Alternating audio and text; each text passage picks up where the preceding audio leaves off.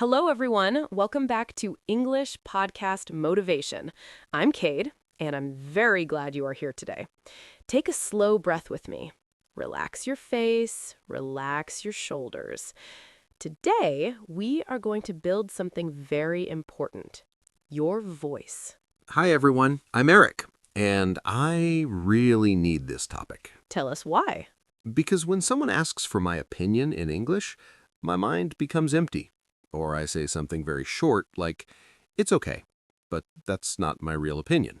That happens to many learners. You have thoughts in your native language, but in English, you feel small. Yes, and sometimes I'm afraid my opinion will sound rude.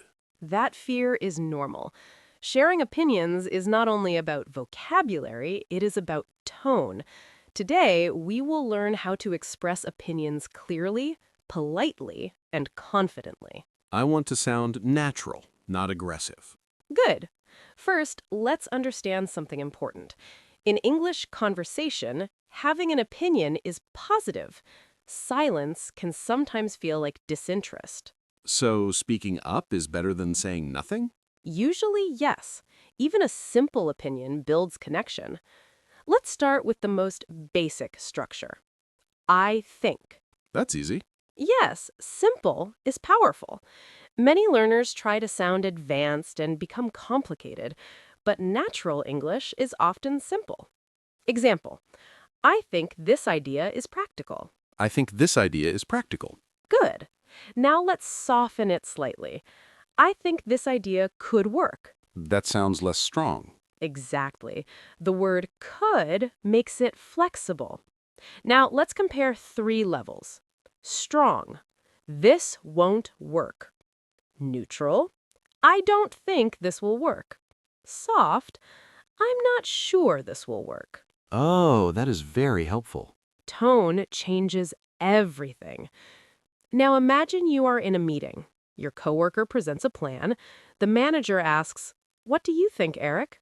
Your heart beats fast. Yes, that's me. Instead of freezing, use a safe starter. From my perspective, From my perspective, that sounds professional. yes. Repeat it. From my perspective. Now full sentence. From my perspective, this approach makes sense. From my perspective, this approach makes sense. Very good. Now let's add balance. Balanced opinions sound mature. I agree with the goal, but we may need more time. That feels careful. Because you recognize something positive before suggesting change. This structure is very useful. I like, but I wonder if... I like the design, but I wonder if we can simplify it. Perfect. That sounds thoughtful, not negative. Now let's help Jane. Jane often stays quiet in group discussions. Yes, Jane told me my ideas are not good enough. That belief is the real problem, not English. When Jane thinks that, Jane's voice becomes small. Imagine Jane is in class. The teacher asks, "Do you agree with this article?" Jane can say, "I mostly agree, especially about..." That gives time to think. Yes, mostly agree is safe. It is not extreme. Then Jane can add one idea. However, I feel the author forgot to mention... That sounds intelligent. Because opinion is not about being right. It is about participating. Let's practice together. Listeners, speak with Eric. I have a different view. I have a different view. That's one of the best polite disagreement phrases. Now, I see your point, but... I see your point, but... Finish it. I see your point, but I'm not fully convinced. Excellent. Notice something. We never say, "You are wrong." We focus on our view. English disagreement focuses on perspective, not attack. Now, let's move to daily life. You and your friend choose a restaurant. Friend says, "Let's eat spicy food." You don't like spicy food. Instead of, "No, I hate spicy food," say, "I'm not a big fan of spicy food." That sounds gentle. Yes, not a big fan is softer than I hate. Repeat it. I'm not a big fan of spicy food. Now suggest an alternative. Would you be open to something milder? That sounds very polite. Because you invite, not demand. Now, emotional situation. Jane's friend says, I think you should change jobs. Jane feels uncomfortable. That's personal. Jane can respond, I appreciate your concern. I'm still figuring things out. Oh, that protects feelings without arguing. Yes, appreciation plus boundary. Now, stronger version if needed. I understand why you'd say that, but I'm not ready to make that decision. That sounds confident. Confidence does not need loud voice. It needs clear language. Let's role play a workplace disagreement. I am your colleague. I think we should finish this today, even if it's late. I understand the urgency, but I'm concerned about quality if we rush. That is excellent. It feels professional. Because you explained your reason. Now imagine social media discussion. Someone says something you disagree with. Instead of arguing emotionally, you can write, that's an interesting point. I see it a bit differently. Very calm. Then explain briefly. I think both sides have valid concerns. That reduces conflict. Exactly. Calm language protects your energy. Now, let's build opinion vocabulary slowly. Instead of only I think, you can use I believe, I feel, in my experience. What is the difference? I believe sounds slightly stronger than I think. I feel is more emotional. In my experience connects to personal life. Example, in my experience, learning every day is better than studying once a week. That sounds natural. Repeat it. In my experience, learning every day is better than studying once a week. Very good. Now, confidence practice. Sometimes the problem is not vocabulary, it is fear of silence.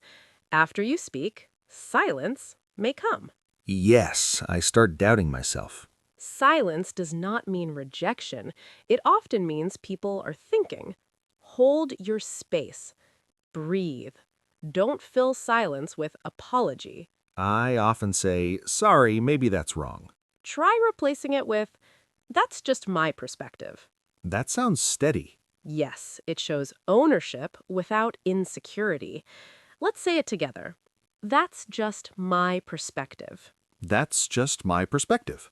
Good. Before we continue deeper into this topic, pause for a moment. Notice how your body feels when you say these phrases. Does your voice feel stronger? More stable? Yes, I feel like I have tools now. Before, I only had silence. And silence is heavy. Words are lighter. Take a breath. In the next section, we'll practice more real-life opinion conversations, especially when emotions are involved and when you need to disagree with someone you respect. Your voice matters, and today you are learning how to use it. When you said your voice matters, I felt that. I think many learners feel invisible in conversations. Yes, and when you speak a second language, you sometimes feel like a child again. Simple words, short sentences, less power. Exactly. In my native language, I can explain my thoughts clearly. In English, I feel limited. That feeling is normal, but remember this. Clarity is more important than complexity. A clear, simple opinion is stronger than a complicated, unclear one. That makes me feel better already. Good. Now let's practice opinions in emotional situations. These are harder because feelings mix with language. Imagine this. Your close friend says, I think you don't try hard enough. Oh, that feels like criticism. Yes, if you react emotionally, you might say, that's not true. But that closes the conversation. Instead, pause and respond with reflection. That's interesting. Can you tell me why you feel that way? That gives space. Exactly. You're not agreeing, you are gathering information. Repeat it slowly. That's interesting. Can you tell me why you feel that way? Very good. Now, after listening, you can respond with your view. I see what you mean, but I've been putting in more effort than you might realize. That sounds calm and strong. Notice we say, I see what you mean first. This shows listening. Now let's imagine a different situation. You respect someone older than you, maybe a teacher or senior colleague. You disagree, but you want to stay polite. Instead of saying, I disagree, try, I'm not sure I see it the same way. That sounds very respectful. Yes, it keeps the door open. Now complete it. I'm not sure I see it the same way. I was thinking that we might need more data. I'm not sure I see it the same way. I was thinking that we might need more data. Excellent. Now let's help James again. James struggles when people interrupt. Yes, James stops talking immediately. We need interruption recovery phrases. If someone cuts you off, you can say gently, sorry, I didn't finish my thought. Oh, that's simple. Yes, and calm. Repeat it. Sorry, I didn't finish my thought. Another one. Let me quickly add something. That sounds confident. Yes, it signals that you still have something valuable to say. Now let's role-play a group discussion. I am a colleague. We should reduce the budget immediately. I understand the concern, but I think reducing it now could affect quality. We don't have many options. That's true. Maybe we can look at smaller adjustments first. Very good. You didn't attack. You suggested. Suggestion language is powerful in English. Use words like maybe, perhaps, what if, we could. These words feel softer. Yes, soft language can carry strong ideas. Now let's talk about expressing strong opinions without sounding aggressive. If you feel strongly about this, you can say, I feel strongly about this because. That explains emotion. Exactly. When you explain your reason, people respect your opinion more. Example, I feel strongly about work-life balance because I've experienced burnout before. That sounds personal and clear. Now you try. Choose a topic. Any topic. Okay, learning English. I feel strongly about practicing daily because consistency builds confidence. That is excellent, clear, and meaningful. Now, imagine someone disagrees with you. They say, I don't think daily practice is necessary. Instead of defending immediately, ask, that's interesting. What works for you? So, curiosity instead of conflict. Yes, curiosity is powerful communication. Now let's move to family situations. These can be sensitive. Your family says, you should get a more stable job. You feel pressure. Instead of arguing, you can say, I understand why stability is important to you. I'm exploring options that also make me happy. That sounds balanced. Because you acknowledge their value while protecting your own. Now let's practice tone again. I'll give you a sentence. Say it in a calm way. Sentence, I don't agree. I don't fully agree. Good, softer. Add, I see it a bit differently. I see it a bit differently. Very nice. Now combine them. I don't fully agree. I see it a bit differently. That sounds thoughtful, not confrontational. Now something important. Sometimes confidence means saying less. You don't need long explanations. For example, I respect your opinion. Full stop. That feels strong and calm. Yes, short sentences can show stability. Now, emotional scenario again. James feels ignored in meetings. No one reacts after James shares an idea. That hurts. Yes, James can follow up gently. I'm curious what you all think about that idea. That invites response. Exactly. It reopens the conversation without demanding attention. Repeat it. I'm curious what you all think about that idea. Very good. Now let's talk about internal confidence. Before speaking, many learners think, what if I'm wrong? Instead, replace that thought with, what if my idea helps? That changes everything. Confidence begins inside, before the sentence starts. Take a slow breath with me. Inhale. Exhale. Now say, my opinion has value. My opinion has value. Even if your grammar is not perfect, your idea still matters. I need to remember that. We all do. In the next section, we will practice extended conversations, longer back and forth dialogue where you hold your opinion calmly, respond to disagreement, and stay respectful. This is where fluency grows, not in memorizing rules, but in managing real conversations with steady energy. Your voice is becoming stronger. Keep going. I can feel the difference already. Before, I thought confidence meant speaking loudly. Now I see it means speaking clearly and calmly. Exactly. Calm clarity is powerful. Now let's move into extended real-life conversations. These are the moments where your opinion meets another strong opinion. The real test. Yes, but remember, disagreement is not danger. It is exchange. Let's begin with a workplace scenario. Your team is deciding whether to launch a new project this month. Manager says, we should launch immediately. You are unsure. My heart would beat very fast. That's normal. Start with acknowledgement. I understand the excitement around launching. That sounds supportive. Then express your concern. My only concern is whether we've tested it enough. Oh, my only concern sounds focused, not negative. Exactly. It narrows your disagreement to one point.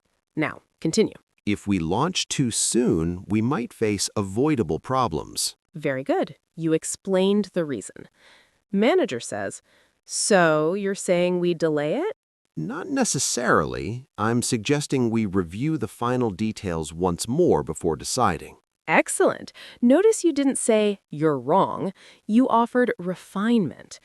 Now let's try a social situation. Your friend says, online courses are useless. You can only learn in person. You disagree because you learn English online. Yes, that feels personal. Respond like this. I've actually had a different experience. That sounds smooth. Continue. Online courses have helped me stay consistent, especially with my schedule. Very good. Friend says, but you don't get real interaction. That can be true, but some platforms offer live discussions, which feel interactive. Excellent balance. You admitted a partial truth before defending your view. Now let's move into a more emotional discussion. Jane is talking to a close friend. Friend says, you're too sensitive. That would hurt. Yes. Instead of reacting defensively, Jane can say, I may be sensitive, but I also think being aware of emotions is important. That reframes it positively. Exactly. Reframing criticism turns into strength. Friend says, you overthink everything. Maybe. I like to think carefully before making decisions. Beautiful. Calm, self-aware, confident. Now let's practice a longer role play where disagreement grows but stays respectful. I'll be your colleague again. I think remote work reduces productivity. I see why you might think that. Some people do struggle at home. Exactly. There are too many distractions. That can happen. In my experience, though, remote work has improved focus when expectations are clear. But teamwork becomes weaker. That's a valid concern. Maybe the solution is better communication systems, not removing remote work completely. Very strong response. I noticed something. I used valid concern. That feels respectful. Yes, validating someone's point reduces tension instantly. Now, let's practice confidence when someone challenges you directly. Person says, why do you think that? Instead of feeling attacked, see it as interest. You can say, that's a good question. That buys time. Yes, then explain calmly. I've noticed that, or I've experienced that. So experience becomes evidence. Exactly. Now imagine silence after you speak. No one responds for a few seconds. That silence is scary. But don't rush to cancel your opinion. Hold your posture. Breathe. If needed, add, that's just how I see it. That feels grounded. Confidence is comfort with silence. Now let's support Jane in a family discussion. Family member says, "You should be more practical." Jane feels misunderstood. Instead of reacting defensively, Jane can say, "I agree that practicality is important. I'm also trying to follow something meaningful to me." That keeps respect on both sides. Yes, balanced language protects relationships. Now let's move into a confidence-building speaking drill. Repeat after me slowly. I can disagree calmly. I can disagree calmly. I can explain my reasons clearly. I can explain my reasons clearly. I can respect others without losing myself. I can respect others without losing myself. Very good. Now, something important. Sometimes you will say your opinion perfectly, and someone will still disagree strongly. That is normal. Agreement is not the goal. Expression is. That's freeing. Yes, you are responsible for clarity, not for controlling others' reactions. Before we close, let's imagine one final real conversation. You are in a discussion about learning methods. Someone says, grammar is the most important thing. You believe speaking practice matters more. Okay, I'll try. I agree that grammar is important. It builds structure. But I think speaking practice is just as important because it builds confidence. That is excellent balance. I feel proud saying that. And you should. Take one slow breath now. Notice how different this feels from staying silent. I feel like I exist in the conversation. That is the power of using your voice. Remember, confidence is not about dominating discussions. It is about participating honestly. Your opinion does not need to be perfect. It needs to be sincere. Every time you speak up, even in simple sentences, you strengthen your fluency. And every respectful disagreement teaches you emotional control in English. Thank you for guiding me through this. I don't feel afraid of discussions anymore. That makes me very happy. To everyone listening, your thoughts matter. Your experiences matter. Your perspective matters. Use simple words, use calm tone, use steady breathing, and most importantly, trust that your voice belongs in the room. We are growing together, one conversation at a time. Keep practicing, keep speaking, and keep believing in your progress.